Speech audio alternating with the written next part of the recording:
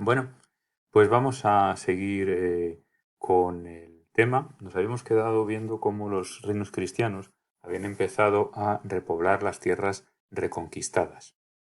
Entonces, al principio hay un tipo de repoblación, de repoblamiento, que se llama presura. Y quiere decir básicamente que los colonos, los campesinos, se les ofrecía instalarse en las nuevas tierras conquistadas con cierto desorden. Era un poco el que primero llegaba a una tierra, pues se instalaba allí y se la quedaba, luego pedía permiso de poder quedarse allí al rey o a los funcionarios reales, y si se lo otorgaban, que normalmente era que sí, porque el rey también necesitaba que se fueran instalando nuevas gentes cristianos en los territorios conquistados y fueran haciendo pueblos y fueran haciendo nuevas ciudades y fueran labrando las tierras, pues así se quedaba.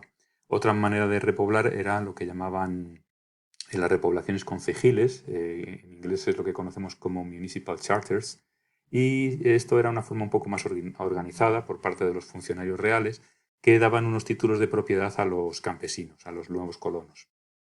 Y entonces pues se organizaba la repoblación, se cogía una tierra, se establecía un título de propiedad y era entregado a los colonos por parte de funcionarios del rey.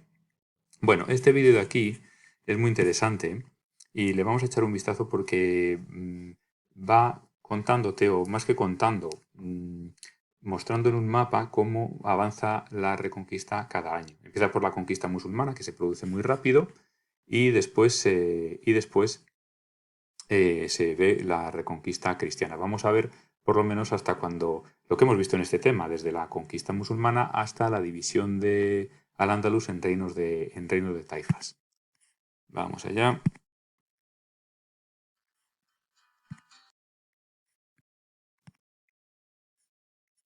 Vamos allá. Bueno, pues esto es el reino visigodo de Don Rodrigo y enseguida en el año 711 es invadido. Muy rápido, muy rápido.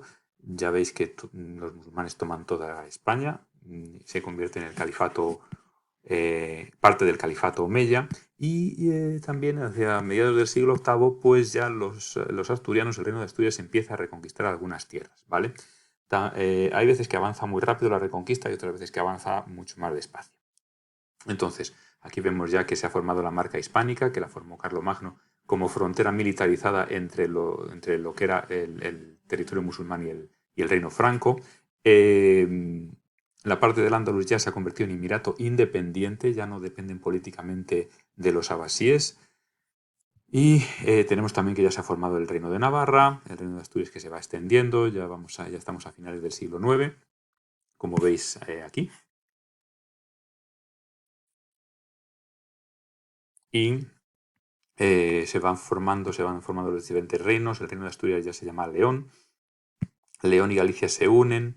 Aparece Castilla como condado, luego será reino. Y vamos a ver ahora, a finales del siglo X, cómo ya el reino de Navarra, que es el reino de Franco, digo, de Sancho III el Mayor, pues se va expandiendo, y aquí aparecen ya también las primeras taifas, la división del territorio musulmán en muchos reinos distintos. ¿eh? Y ya veis cómo el reino de Castilla y León se va expandiendo, el reino de Navarra ya no es tan grande, aparece Aragón, que pertenecía a Navarra antes, y ya veis cómo los reinos cristianos también se unen y se separan. Eso es por lo que os he dicho antes, que también tampoco se llevan siempre bien. También se declaran la guerra, se unen, se hacen más grandes, se separan, se hacen más pequeños, etc. Bueno, aquí para el año 1099, finales del siglo XI, lo que tenemos es que en los reinos cristianos del norte, el más grande se ha configurado como el de Castilla y León. También está el reino de Navarra, que es mucho más pequeño que cuando estaba Sancho III, el reino de Aragón, que pertenece a los herederos de Sancho III, bueno, como el de Castilla también, al final, y el condado de Barcelona, que se ha declarado, digamos, independiente, y los condes son los soberanos. Todos los condados catalanes han sido absorbidos por el de Barcelona. Unificado por Wilfredo el Belloso, como hemos dicho antes, ¿vale? Entonces, bueno, pues ya veis en la zona musulmana, los almorávides, que no entran en este tema, han venido desde Marruecos para unificar todas las taifas y prácticamente lo han conseguido. Quedan algunas independientes, pero prácticamente han conseguido la unificación total. Bueno, esto es todo lo que vamos a ver en este tema, ¿vale?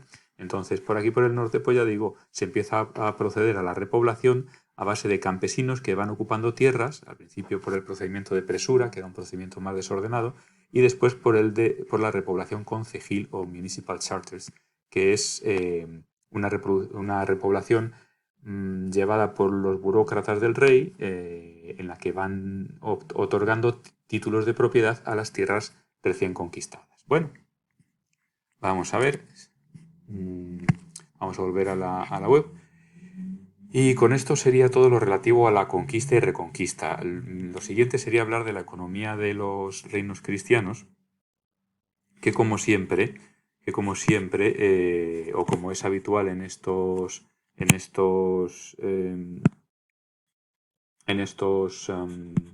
reinos de la antigüedad y de la Edad Media, se basa en la agricultura y en la ganadería, ¿de acuerdo? Entonces utilizaban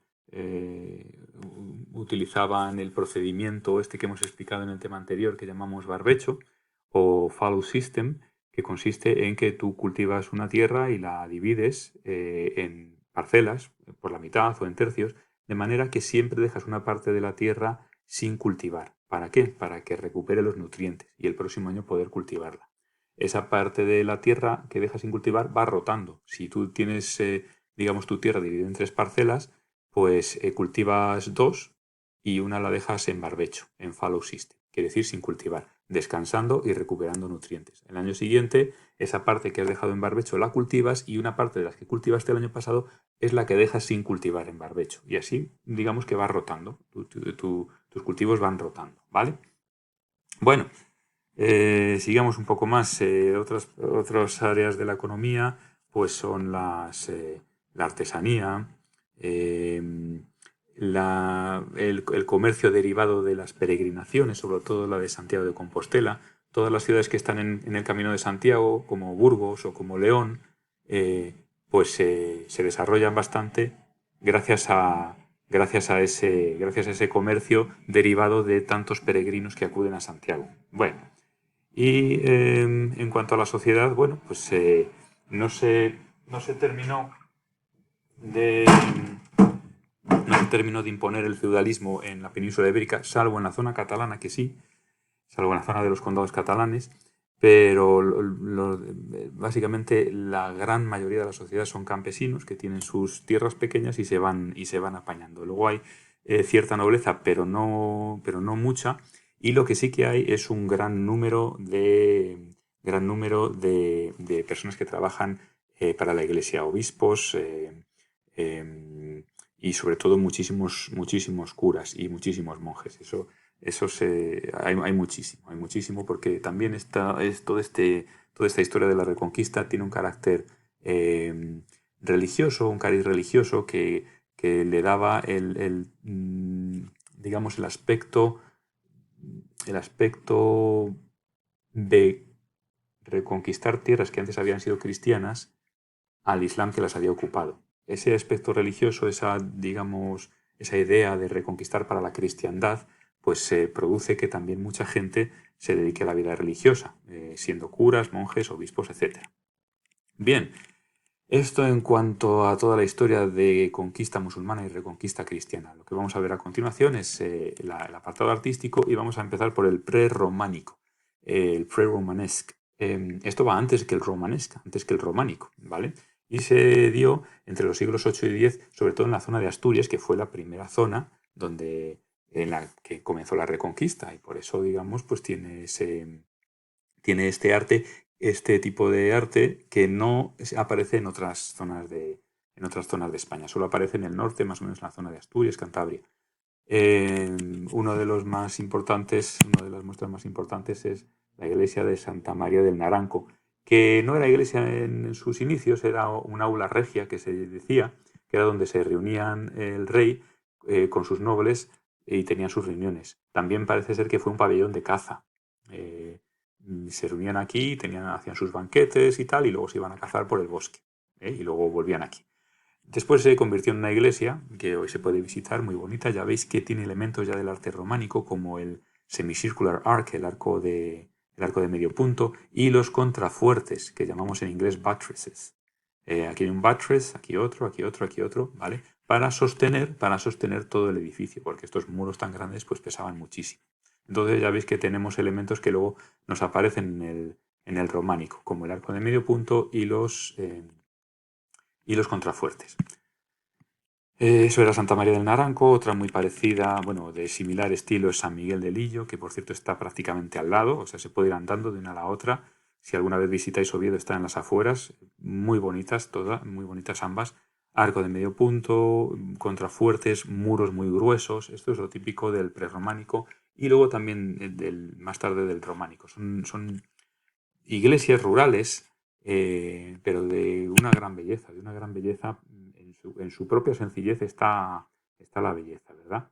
Fijaos, esta es San Julián de los Prados, también en Asturias, y fijaos las naves que tiene, una aquí, otra aquí, la central más ancha, y otra aquí a la derecha. Es decir, igual que en el románico después, ¿vale? Ya tienen 3 naves, la del centro más ancha y más alta, ¿m? Y bueno, los típicos arcos de medio punto también, y pocos vanos, pocas ventanas, porque no sabían muy bien cómo hacer ventanas grandes y ventanales grandes sin que se viniera abajo toda la estructura, ¿de acuerdo? Bueno, otra muy importante es San Salvador de Valdedios. Ya veis que esta tiene un arco de herradura por aquí, ¿eh? O sea que también lo incorporaban el arco de herradura. El arco de herradura no es de invención musulmana, es de invención visigótica, es decir, los visigodos ya usaban estos arcos. Muy típicas estas ventanas de doble arco, como con una columnita entre medias, se llaman bíforos, aparecen por todas partes. Y una de mis favoritas, que es Santa Cristina de Lena, está en un lugar precioso, en lo alto de una loma, alejado de la ciudad, en medio del campo, un sitio precioso. Veis que tiene también un bíforo aquí, aparecen los contrafuertes, los buttresses, aquí también, ¿vale? Y esto es el interior de Santa Cristina de Lena. Unos arcos de medio punto, es una iglesia muy pequeñita, y ya veis con las columnas labradas, y bueno, ya digo, en su sencillez y en este primitivismo que tiene yo creo que es donde reside su belleza. Algo de joyería, la Cruz de la Victoria, que se elaboró para celebrar la victoria sobre los musulmanes ahí en Asturias, la Cruz de los Ángeles, todo esto está en Oviedo. Este tesoro está dentro de la Catedral de Oviedo, se puede visitar, muy, muy recomendable. Y después tenemos otro tipo de arte, que es el arte mozárabe.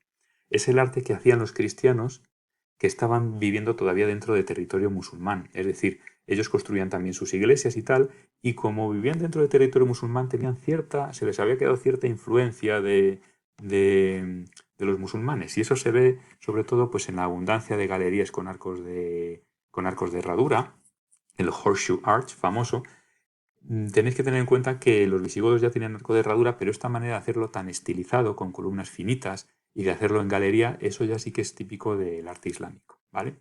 Entonces aquí tenemos San Miguel de la Escalada, un sitio también muy bonito y muy tranquilo y precioso. Fijaos que hasta el perro está tranquilo ahí.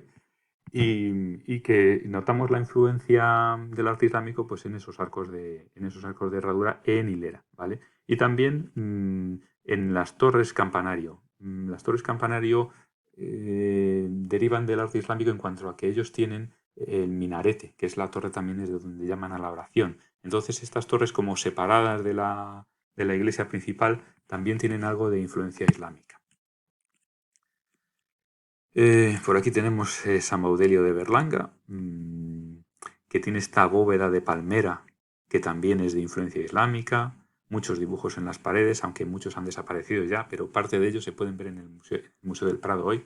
San Cebrián de Mazote, fijaos, los arcos, las hileras de arcos, las arquerías de arcos de herradura a ambos lados y también en medio de la nave central. O sea que hay una influencia del arte islámico muy clara, muy clara. Bueno, y ya vamos a terminar, pero parece que va a ser necesario un vídeo más.